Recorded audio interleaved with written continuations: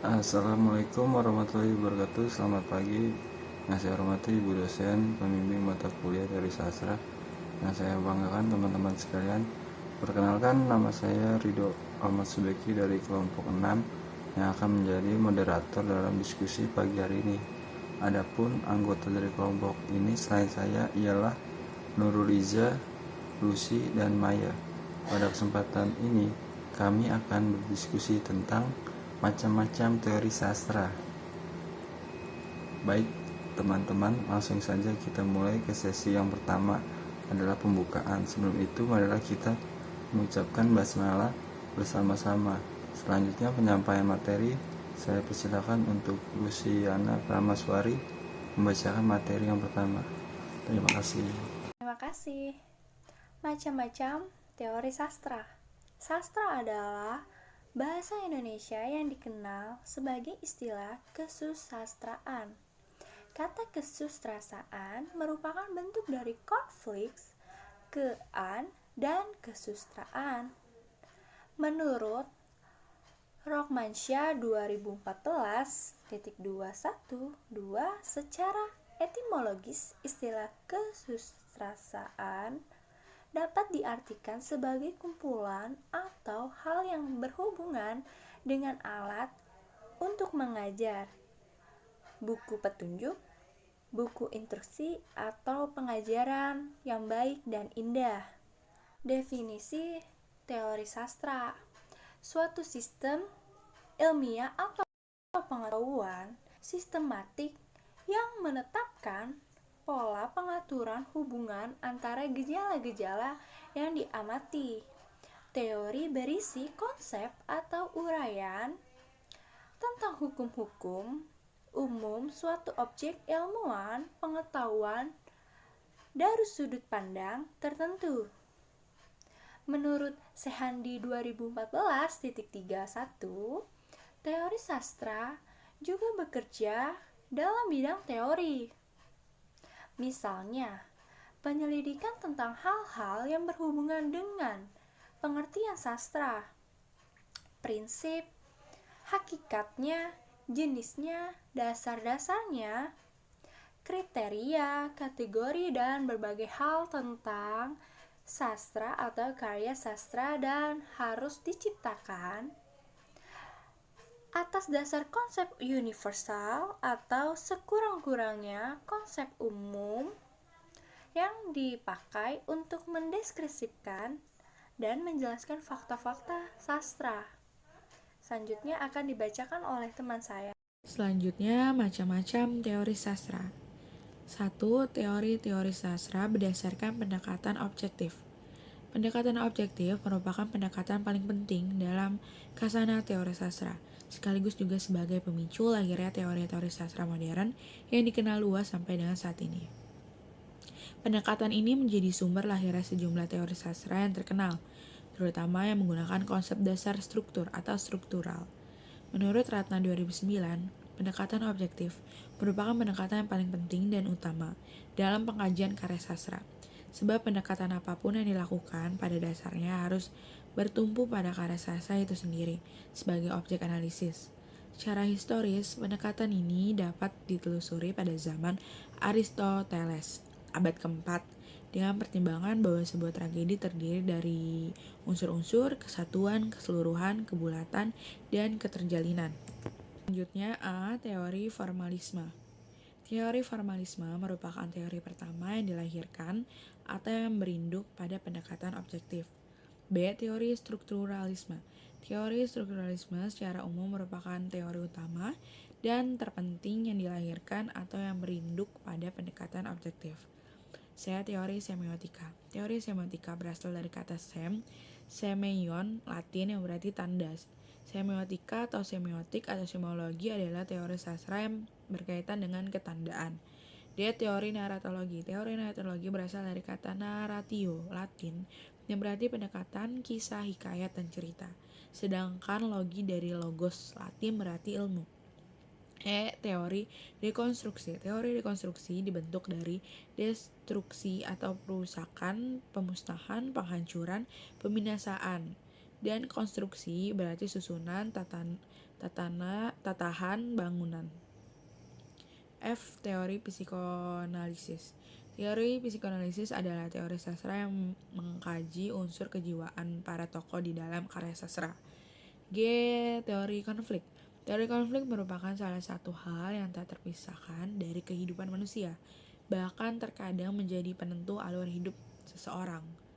H. Teori stilistika. Teori stilistika secara harfiah, stilistika berasal dari kata stylistic Inggris yang berarti studi mengenai style atau bahasa bergaya. I. Teori nilai. Istilah nilai sama dengan value bahasa Inggris, yakni abstraksi yang diletakkan pada sesuatu objek sehingga objek tersebut menampilkan makna yang berbeda sebagai objek yang bernilai. Selanjutnya 2. Teori sastra berdasarkan pendekatan ekspresif. Pendekatan ekspresif merupakan pendekatan yang menitikberatkan perhatian pada pengarang karya sastra. Pendekatan ekspresif tidak semata-mata memberikan perhatian terhadap bagaimana karya sastra diciptakan, seperti proses kreatif dalam studi biografis, tetapi bentuk-bentuk apa yang terjadi dalam karya sastra yang dihasilkan. Untuk materi selanjutnya akan dijelaskan oleh rekan kami. Pendekatan ekspresif ini melahirkan sejumlah teori sastra sebagaimana dikemukakan berikut. A. Teori biografis. Teori biografis merupakan teori atau kajian yang sistematis mengenai proses kreativitas seseorang pengarang dalam mencipta karya sastra. Subjek kreator dianggap sebagai asal-usul karya. Dan yang B. Teori ekspresivisme dalam kajian sastra adalah teori yang memandang karya sastra sebagai penyataan atau ekspresi dunia batin pengarangnya. Yang C. Teori romantisme merupakan teori atau aliran yang menunjukkan minat yang besar pada keindahan alam, kepercayaan asli, agama, curahan hati nurani, alam goib, dan cara hidup yang sederhana sebagai pemberontakan terhadap gaya hidup teratur kaum bourgeois. Teori sastra berdasarkan pendekatan pragmatik. Dalam KBBI, pragmatik diartikan sebagai berkenan dengan syarat-syarat yang mengakibatkan serasi tidaknya pemakaian bahasa dalam komunikasi. Secara historis, pendekatan pragmatik telah ada sejak tahun 14 sebelum Masehi, terkandung dalam karangan Horatius yang terkenal Ars Poetica. Dalam Ars Poetica, Horatius mengatakan, tujuan penyair ialah berguna untuk memberi nikmat ataupun sekaligus mengatakan hal-hal yang nikmat dan berguna untuk kehidupan. Pendekatan pragmatik ini melahirkan sejumlah teori sastra sebagaimana dikemukakan berikut. A. Teori resepsi sastra. Resepsi sastra adalah penerimaan karya sastra oleh para pembaca atau penikmat. Dalam arti luas, resepsi sastra diartikan sebagai pengalahan teks sastra, cara-cara pemberian makna oleh pembaca terhadap karya sastra sehingga dapat memberikan respon terhadapnya. B. Teori persepsi. Persepsi dalam bahasa Inggris perception, istilah psikologi yang berarti tanggapan, penerimaan langsung dari sesuatu atau proses seseorang mengetahui beberapa hal melalui panca inderanya. C. Teori intertekstual. Secara etimologis, kata teks berasal dari textus Latin yang berarti tenunan, anyaman, penggabungan, susunan, dan jaringan. Secara luas, interteks adalah jaringan hubungan antara satu teks dengan teks yang lain. teori sastra berdasarkan pendekatan mimetik. Pendekatan mimetik adalah pendekatan yang dicetuskan oleh ilmuwan sastra M.H. Abrams 1971 dalam bukunya The Mirror and the Lamp, Romantic Theory and the Critical Tradition. Abrams menjelaskan bahwa pendekatan mimetik merupakan pendekatan yang menitik beratkan pada kesemestaan masyarakat dan lingkungan. Karya sastra dilihat sebagai produk kebudayaan manusia. Akar sejarah pendekatan mimetik terkandung dalam pandangan ahli pikir Plato. Menurut Plato, dasar pertimbangannya adalah dunia pengalaman, di mana karya sastra tidak bisa mewakili kenyataan yang sesungguhnya, melainkan hanya sebagai peniruan atau mimesis. Di sisi lain, Aristoteles menentang konsep Plato. Menurut Aristoteles, karya seni tidak semata-mata meniru, tetapi menampilkan segala sesuatu yang terjadi. Bahkan, seniman menciptakan dunianya sendiri. Namun, Aristoteles juga mengambil teori mimesis Plato, yaitu menggambarkan kenyataan, tapi dia berpendapat bahwa mimesis tidak semata-mata menjiplak kenyataan, melainkan juga menciptakan sesuatu yang baru. Karena kenyataan itu tergantung pula pada sikap kreatif seorang pengarang dalam memandang kenyataan. Yang pertama yaitu teori sosiologi sastra. Pada teori ini berkaitan dengan kemantapan dan kemapanan dalam mengembangkan alat-alat analisis yang relatif masih labil dibandingkan dengan teori sastra yang lain. Berdasarkan prinsip otonomi sastra atau strukturalisme. Yang kedua yaitu teori strukturalisme genetik atau genetik strukturalis, adalah analisis karya sastra yang berhubungan dengan lingkungan masyarakat tempat asal-usul karya sastra tersebut. Yang ketiga yaitu teori marxisme. Secara keseluruhan, marxisme adalah perjuangan kelas. Kelas berbeda sejauh mereka memandang dirinya tidak sama dengan yang lain.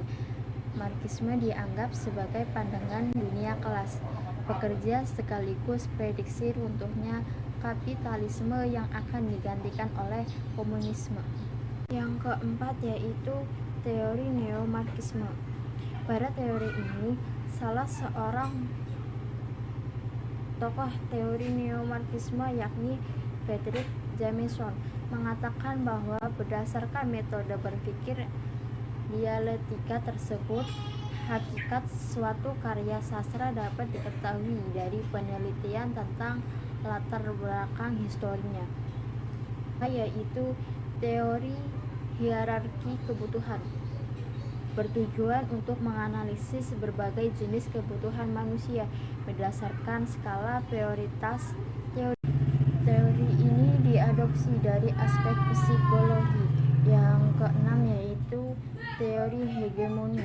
Memiliki istilah hegemoni diturunkan dari hegeistai, dari bahasa Yunani yang berarti kepemimpinan.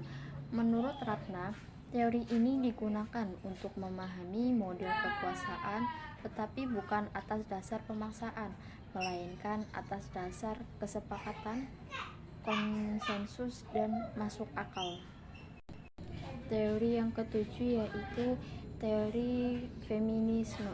Dalam perkembangannya, feminisme menjadi salah satu jenis teori sastra yang digunakan untuk menelaah atau menganalisis masalah-masalah yang berkaitan dengan perempuan dalam karya sastra.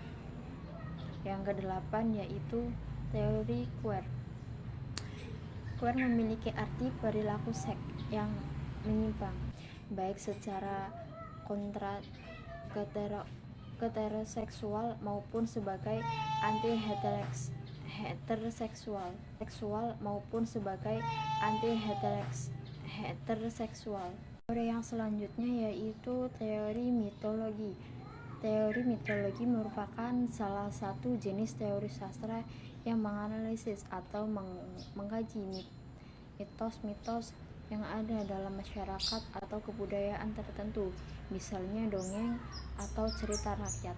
Teori mitologi merupakan teori sastra yang dinilai paling pluralis dan multidisiplin sebab memasukkan hampir semua unsur kebudayaan lain seperti sejarah sastra, sosiologi, antropologi, psikologi, agama, filsafat, dan kesenian.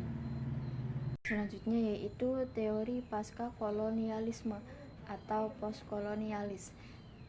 Terbentuk dari kata post artinya sesudah atau setelah dan kolonial dari kata kolonial bahasa Romawi yang berarti tanah pertanian atau permukiman. Jadi secara etimologis kata kolonial tidak mengandung arti penjajah, penguasaan penduduk, dan konotasi eksploitasi. Kesimpulan, sastra merupakan suatu kegiatan kreatif, sebuah karya seni. Welek and Warren 2014. Melalui karya sastra, seseorang pengarang menyampaikan pandangannya tentang kehidupan yang ada di sekitarnya. Rockmansyah 2014. Di dalam suatu karya sastra, tidak lepas dari sebuah teori sastra. Teori sastra adalah studi prinsip, kategori, dan kriteria yang dapat diacu dan dijadikan titik tolak dalam telah di bidang sastra. Teori sastra hanya dapat disusun berdasarkan studi langsung terhadap suatu karya sastra. Welek and Warren 2014 dalam buku The Mirror and the Lamp, Romantic Theory and the Critical Tradition 1971. Abrams mengemukakan 4 pendekatan sastra, yaitu 1. Pendekatan objektif, 2. Pendekatan ekspresif, ketiga pendekatan pragmatif, dan yang keempat pendekatan mimetik. Terima kasih, mohon maaf bila ada salah kata.